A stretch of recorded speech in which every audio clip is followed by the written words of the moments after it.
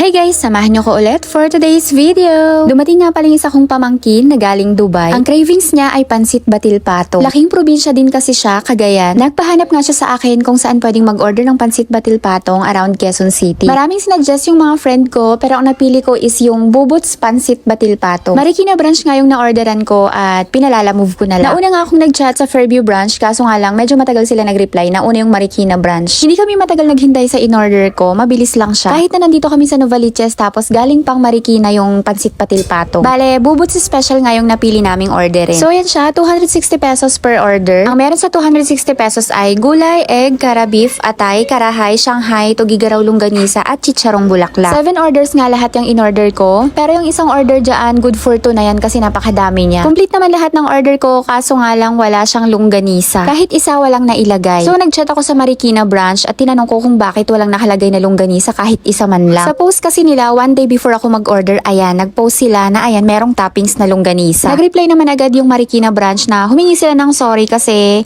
hindi nila nasabi sa akin na tinanggal muna nila pansamantala yung toppings na longganisa. Pero medyo nakipagdebate talaga ako kasi sa mga post naman nila merong longganisa. Di ba dapat nag-note din sila na wala munang longganisa para hindi naman umasa yung mag-order. Or sana nung nag-order ako, nung magka-chat kami, dapat sinabi na nila na ma'am, tinanggal na po muna namin yung longganisa. At least hindi ako magi-expect, hindi yung darating sa akin yung 7 orders na walang longganisa, di ba? Galit yarn.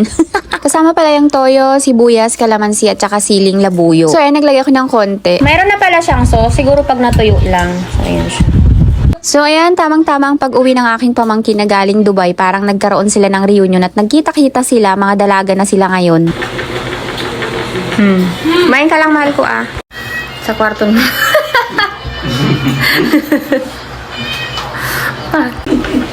Ay, wala pa akong stay.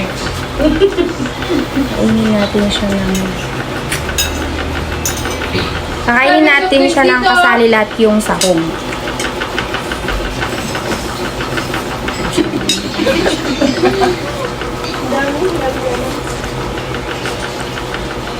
Wala ganyan ako.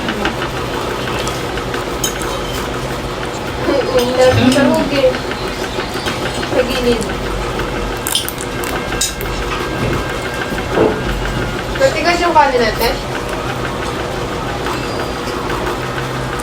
Hindi. Nag-iba. Sarap. Okay naman sa lasa, masarap talaga siya. Legit ang overload, napakadaming sahog. Liban na nga lang talaga sa longganisa na wala. Sana next time na order namin, meron ng longganisa. At sana habang wala pang longganisa, dapat ini-inform nila yung mga mag-order na tinanggal muna nila sa toppings yung longganisa. Gaya ng nangyari sa pag-order ko, sinabi lang nila na tinanggal muna nila yung longganisa noong na-receive ko na yung order. Tapos nakita ko pa sa page nila, one day before ako mag-order, sa pinopromote nila, may longganisa talaga. Pero ganun pa man, masarap yung pansit batil patong nila. Kasi 23 daw yung manong niya. Oh, yung dawang matanda, yung anak ni Tita Marjorie. Ay, Sergey Ibon. Eh, wala namang tito. Pakita.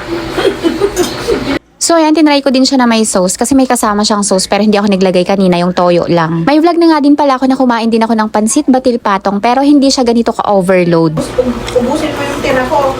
Ako sa comment kung single ako. I'm single, guys. Ayaw ka.